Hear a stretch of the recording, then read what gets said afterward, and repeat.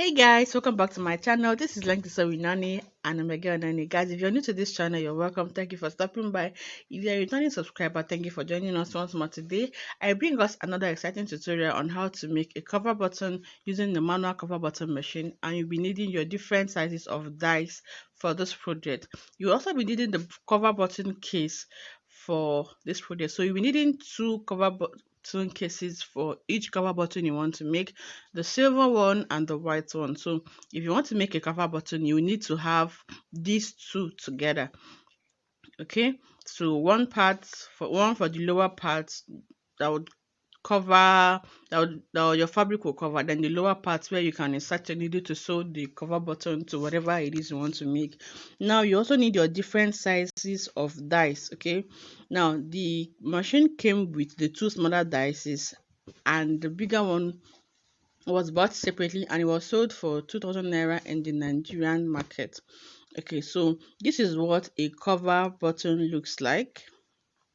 Okay, it's basically a button that is covered with your fabric, with your Ankara, whatever type of fabric you want to cover your buttons with. Okay, so if you don't do this right, you get a tacky cover button like what I have here, and I just did it for illustration purposes. Now you can see these other ones, they are super nice and beautiful. So if you do it well, you have a beautiful look, and if you don't do it well or if you don't do it right, you get a tacky button. So the most important thing is to know where to place the dies, which part goes into which part, what part of the button case goes into the dies. Now for this project, or for your cover button, you'll be needing the different cover button cases for the dices you own. Okay, so I own three dices for my cover button machine, so it means I have three packs of this cover button case. Now in total that is six, because you'll be needing two for each of the cover button. So I'll separate the cover button, tie it in the leather bag so that it doesn't confuse us. Okay, so I'll keep this bigger one because it's not difficult to locate.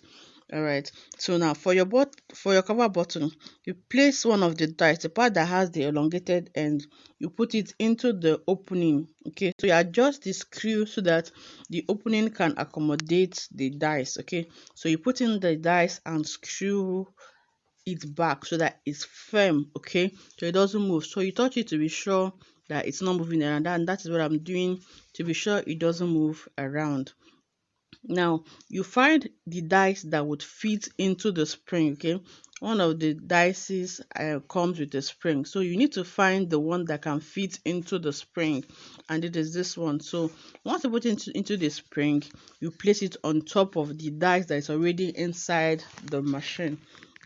Okay, so then this will be a good time to get your cover button cases. Okay, so for each one you get the case that's allocated to the dice.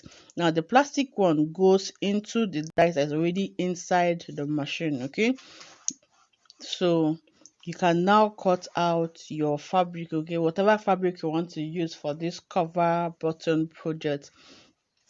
So you just cut out a piece of fabric. All right, so you make sure you cut it in a circular way because it's a button and it's on a circle. So you want to make sure that you cut your button in your fabric in a circular way. Just make a round shape. Now you also get the remaining dies. Okay, then find the one that can fit into it. So just find a way that it can fit into the dies.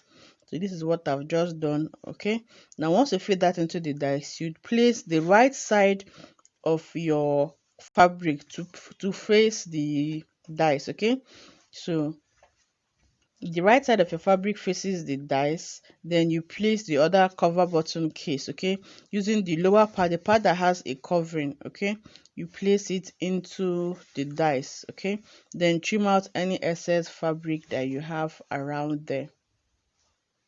Okay, then fold it inside so that everything is properly tucked in, you're not having any excess fabric. You can also decide to bring it out and wrap the fabric around it so that everything is properly enclosed inside the dice.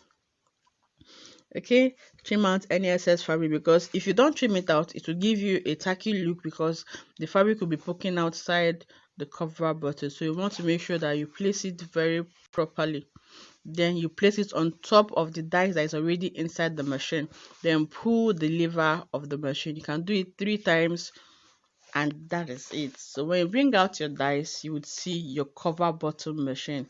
So beautiful. Your cover button, guys, not the cover button machine. So beautiful. All right, so this is it. This is one. We'll keep it aside. Then we'll unscrew the dies. Okay, so once you're done with this, you want to make sure that you package your dies, keep it in a safe place, because once a piece gets missing, you need to get another set of dies. Okay, you need to replace it, because one cannot function with the other without the other. Okay, so secure your dies, make sure it's safe. Now for the bigger one, it doesn't have where you can screw it to the machine like the other one, so you just place the flat side, the part that has the spring on the machine. Okay, then you put the plastic, that's the white cover button case, into it. Then you cut out your fabric. This part is easier because you don't need to start screwing anything. Okay, so as usual, you cut your fabric in a circular fold or in a circular manner, yeah, in circles. Then this part is easier because the dices are already assembled. Okay, so you just place the right side of your fabric on top of the dice, then place the other cover button case inside it, making sure that the covered part is inside and the upper part, the part that has the opening, is outside. That way you can tuck in the fabric into the cover button dies. Okay, trim out your excess fabric, then you make sure everything is properly tucked in. Okay, so like I said before, you can also bring it out and fold it properly with your hands. Okay, make sure everything is folded neatly before you place it back, so you can see it's so neat. You place it back into the dice, then use the dice to cover the one that is already seated on the machine. Then you pull the lever twice or thrice, and that is it. So when I get it out, you can see the cover button. You can see, so this is a bigger size than the other one we did was smaller, so you can see the two. So we'll take this out and also show us the smallest. Okay, the smallest for the cover button, both the dice and the button itself. Now you can also get as big as you want, okay, depending on the size of the dice or the cover button you want. So you get the dice that fits the size of the cover button you want. So as usual, I just place the dice into the opening and screw it tight. Then find the dice that would fit into the spring. Okay, place it on top of the one that's already fitted into the machine. Then get the button case, okay, that fits the dice that's already into the machine. Okay, so the plastic one goes into the die that is already inside the machine. Then the silver button case would be placed into the other dies that is separate from the machine. So what you do is to cut out your fabric. Okay, so the smaller the dies, the smaller the fabric you're going to cut out. That's just basically the trick.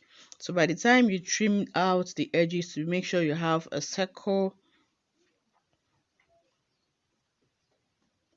All right, so you make sure that the right side of your fabric is facing the dies. Okay, then you also, before you do this, make sure that you find the dies that can move into those dies. You find the one that fits it so you can assemble it together.